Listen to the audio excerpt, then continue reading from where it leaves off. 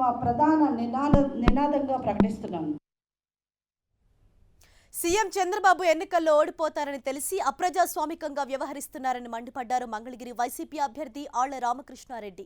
గుంటూరు జిల్లా మంగళగిరిలో అనుమానాస్పదంగా ఓ హోటల్లో ఉంటూ ఓటర్లను ప్రభావితం చేస్తున్న యువకులను ఆయన పోలీసులకు అప్పగించారు. టీడీపీకి ఓట్లు వేయండి అనే యువకులు ఓటర్ల అకౌంట్లో డబ్బులు ట్రాన్స్ఫర్ చేస్తున్నట్లు ఆళ్ల రామకృష్ణారెడ్డి ఆరోపించారు. ఈ విషయంపై సాక్ష్యాధారాలతో సహా ఎన్నికల అధికారులకు ఫిర్యాదు చేస్తామన్నారు.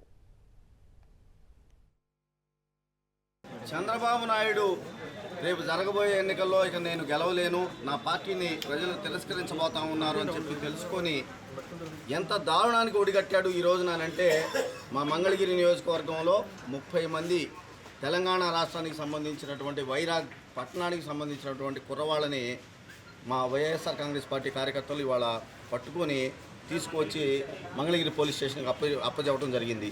వాళ్ళు ఏం చేస్తామన్నారంటే, మేము వాళ్ళని అడిగితే ఈ నెల 14వ తారీఖున మేము ఇక్కడికి వచ్చాము. మంగళగిరి నియోజకవర్గంలో ఉన్నటువంటి మాకు ఇచ్చినటువంటి డేటా ప్రకారం అన్ని గ్రామాలకి మేము వెళ్తున్నాము. మా దగ్గర మాకు వాటికి సంబంధించిన బూతు వివరాల దగ్గర నుంచి అన్ని వివరాలు మా దగ్గర ఉన్నాయి.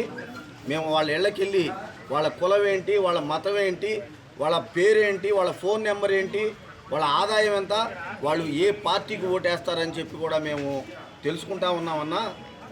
దాని తర్వాత మేము ఈ సమాచారాన్ని అంతా పైకి పంపిస్తున్నాము ట్యాబుల ద్వారా.